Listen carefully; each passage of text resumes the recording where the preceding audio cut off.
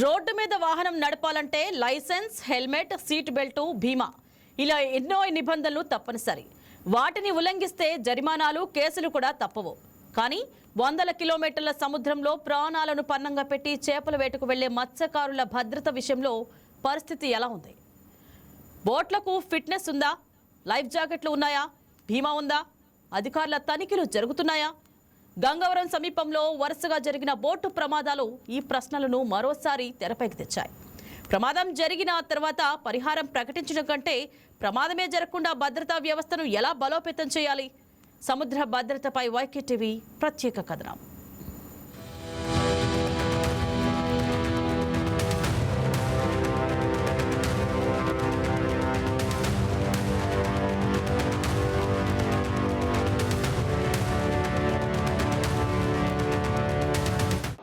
రోడ్డుపై వాహనాలు కావచ్చు, కార్లు కావచ్చు, బైకులు కావచ్చు, ఇట్లా ప్రతి వస్తువుకి, ఇంట్లో ఎలక్ట్రానిక్ వస్తువులు కావచ్చు, చేతిలో ఉన్న మొబైల్ కావచ్చు, లేకపోతే కంప్యూటర్ లాంటి పరికరాలు కావచ్చు, అంటే ప్రతి వస్తువు కూడా ఇన్సూరెన్స్ అన్నది చాలా కీలకం.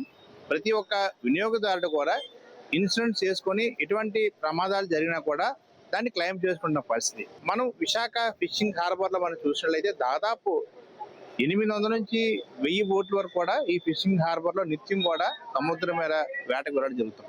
అయితే ఈ నేపథ్యంలో ప్రతి బోటుకు కూడా ఇన్సూరెన్స్ అనేది చాలా కీలకం. ఎందుకంటే ఒకసారి బోటు వేటకు వెళ్ళొచ్చి తీరాన్ని చేరే వరకు కూడా వారి జీవితానికి ఎటువంటి గ్యారంటీ లేని పరిస్థితి. ఇటీవల భారీ ప్రమాదం జరిగి మత్స్యకారులు కూడా 6 గల్లంతైన పరిస్థితి. అయితే అసలు ఫిషింగ్ హార్బర్ సంబంధించి ఎన్ని బోటులకి ఇన్సూరెన్స్ అన్నది ఓనర్స్ చేయించుకుంటున్నారు? అసలు ఇన్సూరెన్స్ వల్ల ఎటువంటి లాభాలు ఉన్నాయి? ఇన్సూరెన్స్ లేని బోట్లకి ప్రభుత్వం ఏ విధంగా వారిని పరిగణిస్తుంది? దీనికి ప్రభుత్వం నుంచి ఎటువంటి సహాయం అందించాలో ఈ యొక్క ప్రత్యేక కథనం ద్వారా చూద్దాం.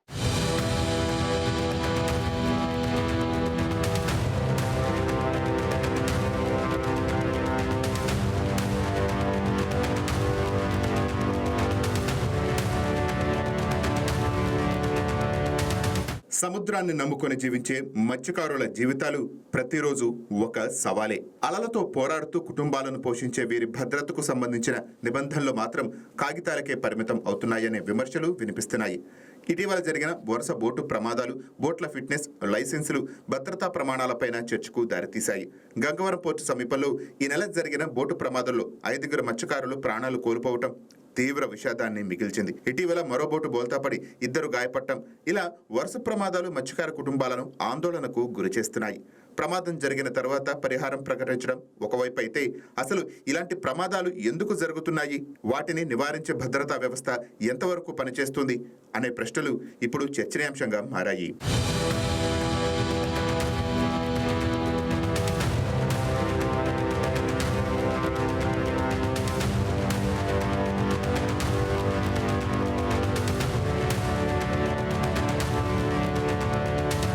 ఆంధ్రప్రదేశ్ మెరైన్ ఫిషింగ్ రెగ్యులేషన్ చట్టం ప్రకారం ప్రతి బోటుకు తప్పనిసరిగా రిజిస్ట్రేషన్, లైసెన్స్, ఫిట్నెస్ సర్టిఫికేట్, బీమా ఉండాలి.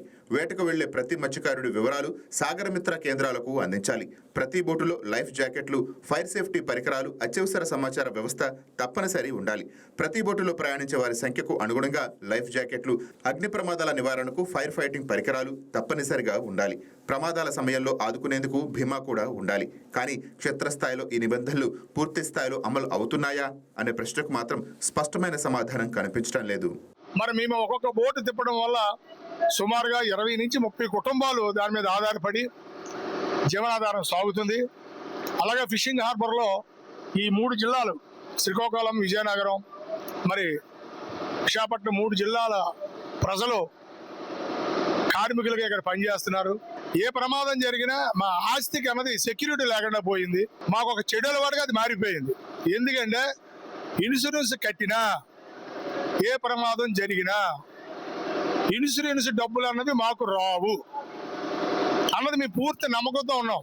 ఇన్సూరెన్స్ కడితే ఏ ప్రమాదం జరిగితే డబ్బు వస్తుంది అనే నమ్మకం మాకు లేదు. ఎందుకంటే గతంలో జరిగిన పరిణామాలు, ఏదైనా ఒక బోటు వాతావరణ పరిస్థితులు లేనప్పుడు ములిగింది అనుకోండి, మరి అందులో సిబ్బంది అన్ఎడ్యుకేటెడ్స్, చదువు తక్కువ ఉన్న వాళ్ళు, మరి ఆ ఇన్సూరెన్స్ కంపెనీ వాళ్ళు వేసే ప్రశ్నలకి వాళ్ళు ఒక మూకమ్మడిగా టెక్నికల్గా వాళ్ళు సమాధానం చెప్పలేరు.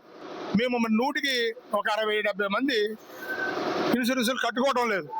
మరి గవర్నమెంట్ ఒక 80-90% కడుతూ మిగిలిన 10-20% ఓ బెనిఫిషరీగా బోటు వారి చేత ఇన్సూరెన్స్ కట్టించు.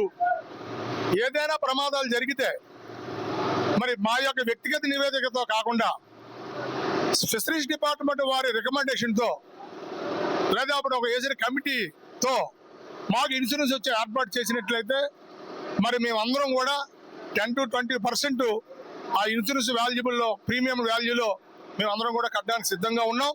విశాఖ తీరంలో ₹1,00,000 నుంచి 50 లక్షల వరకు విలువ చేసే బోట్లు సముద్రంలోకి వెళుతుంటాయి. అయితే చాలా మంది పాత బోట్లను ఇతర రాష్ట్రాల నుంచి తీసుకువచ్చి ఇక్కడ వినియోగిస్తున్నారనే ఆరోపణలు ఉన్నాయి.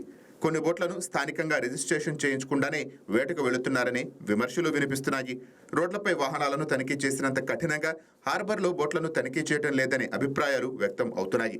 నిబంధనలు ఉల్లంఘించే బోట్లపై చర్యలు తీసుకుంటేనే ప్రమాదాలు తగ్గవచ్చునని మత్స్యకారులు అంటున్నారు. లైఫ్ జాకెట్లు లేకుండా, బీమా లేకుండా, ఫిట్నెస్ సర్టిఫికెట్ లేకుండా మత్స్యకారులను సముద్రంలోకి పంపించే బోటు యజమానులపై కఠిన చర్యలు తీసుకోవాలనే డిమాండ్ వినిపిస్తోంది. సిండికేట్ ఉండేదండి, 10 బోట్లు 20 బోట్లు సిండికేట్ పెట్టుకునే వాళ్ళు. సిండికేట్ ఉన్న బోట్లకి ఏం జరిగినా ఏ ప్రాబ్లం వచ్చినా డబ్బులు ఆ సంఘం నుంచి ఇవ్వడం జరిగింది. ఇది జెట్ ఫీజు ఇది కూడా ఉంది, మరి ఇది కట్టుకుంటూ వస్తాయి. లేకపోతే కడితే 10 లక్షలు 20 లక్షల వరకు కట్టిన బట్టి ఉంటుంది. బోటు 7 లక్షలకు ఉంటుంది అండి, ఇది కట్టే విధానం బట్టి ఉంటుంది. ఫస్ట్ ఉండదండి ఇప్పుడు. మత్స్యకారుల సంక్షేమానికి ప్రభుత్వం వేట నిషేధ సమయంలో ఆర్థిక సహాయం, సంక్షేమ పథకాల అమలు చేస్తున్నప్పటికీ సముద్రంలో ప్రాణభద్రతకు సంబంధించిన ప్రత్యేక పర్యవేక్షణ వ్యవస్థను మరింత బలోపేతం చేయాల్సిన అవసరం ఉందని నిపుణులు సూచిస్తున్నారు. హార్బర్ల వద్ద డిజిటల్ రిజిస్ట్రేషన్, తప్పనిసరి ఫిట్నెస్ తనిఖీలు, జీపీఎస్ ట్రాకింగ్, లైఫ్ జాకెట్ల వినియోగం పైన కఠిన నిఘా, బీమా లేకుండా బోట్లను సముద్రంలోకి అనుమతించకుండా చర్యలు తీసుకుంటే ప్రమాదాలను గణనీయంగా తగ్గించే అవకాశం ఉందని అభిప్రాయపడుతున్నారు. ప్రమాదం జరిగిన తర్వాత నష్టపరిహారం ప్రకటించడం కంటే ప్రమాదం జరగకుండా ముందస్తు చర్య తీసుకోవటమే అసలైన భద్రత. ప్రతి బోటుకు ఫిట్నెస్, ప్రతి మత్స్యకారుడికి లైఫ్ జాకెట్, ప్రతి ప్రయాణానికి బీమా, ప్రతి హార్బర్లో కఠిన తనిఖీలు అమలు చేస్తేనే సముద్ర ప్రమాదాలకు అడ్డుకట్ట పడుతుందని మత్స్యకారులు కోరుతున్నారు.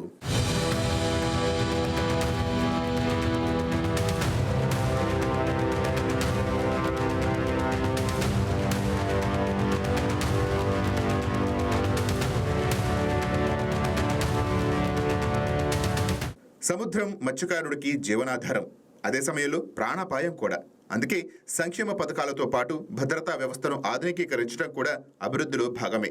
ప్రతి బోటు చట్టబద్ధంగా నమోదు కావటం, ప్రతి ప్రయాణానికి ముందు ఫిట్నెస్ ధృవీకరణ, ప్రతి మత్స్యకారుడికి లైఫ్ జాకెట్, బీమా, అత్యవసర రక్షణ పరికరాలు అందుబాటులో ఉండేలా వ్యవస్థను బలోపేతం చేయాల్సిన అవసరం ఉంది.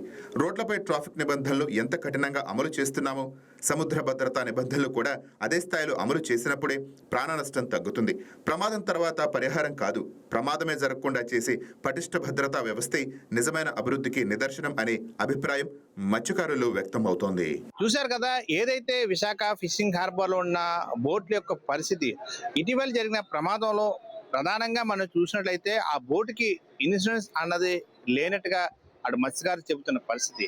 అయినప్పటికీ కూడా ప్రతి బోటు యజమాని కూడా ఇటువంటి పునరావృతం కాకుండా ఉండాలంటే ఖచ్చితంగా ప్రతి బోటుకి ఆ లోపల పనిచేస్తున్న మత్స్యకారులు కావచ్చు, పూర్తి స్థాయిలో వారికి ఒక భరోసా కల్పించాలి వారి కుటుంబానికి. అంటే ఖచ్చితంగా బోటుకి ఖచ్చితంగా ఇన్సూరెన్స్ అన్నది ఖచ్చితంగా చేయించుకోవడం చాలా సురక్షితకరం. సముద్రంలోకి వెళ్ళిన వేటకి వెళ్ళినప్పుడు ఏంటంటే ప్రమాదం జరిగిన బోటు తిరగబడిపోయినా కూడా ఖచ్చితంగా అది పరిహారం వచ్చే అవకాశాలు పుష్కలంగా ఉంటాయి. కుటుంబానికి కూడా చాలా భరోసా ఉంటుంది. కాబట్టి ప్రభుత్వం కూడా మాకు ఖచ్చితంగా సపోర్ట్ చేస్తే మేము కూడా మిగతా నగదు వేసుకొని ఇన్సూరెన్స్ పాలసీ తీసుకోవడానికి సిద్ధంగా ఉన్నామని చెప్పేసి కూడా విశాఖ ఫిషింగ్ హార్బర్ లో మత్స్యకారులు చెప్తున్న అంశంగా మనం చూడొచ్చు.